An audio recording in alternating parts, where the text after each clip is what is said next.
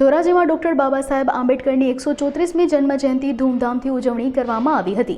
વિવિધ વિસ્તારોમાં મેઘવાળ સમાજ દ્વારા રેલી યોજવામાં આવી હતી। બાબા આંબેડકર ચોકમાં મેઘવાળ સમાજ દ્વારા બાબા સાહેબની પ્રતિમાને પુષ્પાંજલિ અર્પણ કરાઈ હતી। ધોરાજીના શાક માર્કેટ ચોક પાસે મુસ્લિમ સમાજ દ્વારા મેઘવાળ સમાજનું ફૂલહારથી સ્વાગત કરાયું હતું। મુસ્લિમ સમાજના લોકો પણ આ રેલીમાં જોડાયા હતા અને જય ભીમના ઝંડા સાથે જય ભીમના નારા લગાવ્યા હતા। આ રેલી દરમિયાન કોમી એકતાનું ઉત્તમ ઉદાહરણ જોવા મળ્યું હતું। મુસ્લિમ સમાજના આગેવાનો દ્વારા પણ તમામ શોભાયાત્રીઓને શરબત પીવડાવવામાં આવ્યું હતું।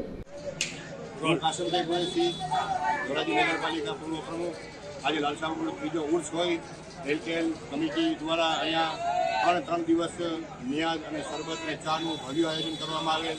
મારી પાછળ ઉભેલા તમામ સભ્યો, જવાહરભાઈ, બધા સભ્યો રેલટેલ ગ્રુપના સભ્યો છે અને આજે અલગથી એક વસ્તુ જોવા મળી કે આજે 14મી એપ્રિલ હોવાથી આંબેડકર જયંતિ હોવાથી લાલસાગરના ઉર્સમાંથી જે રેલી પસાર થઈ તો અલગ ચિત્ર જોવા મળ્યું કે તમામ મુસ્લિમ સભ્યોએ, કમિટીના સભ્યોએ, સબીલના સભ્યોએ પૂરી રેલીનું ફૂલહારથી સ્વાગત કર્યું અને યા હુસેન અને જય ભીમના નારા સાથે કોમી એકતાનું પ્રતિક દેખાડ્યું।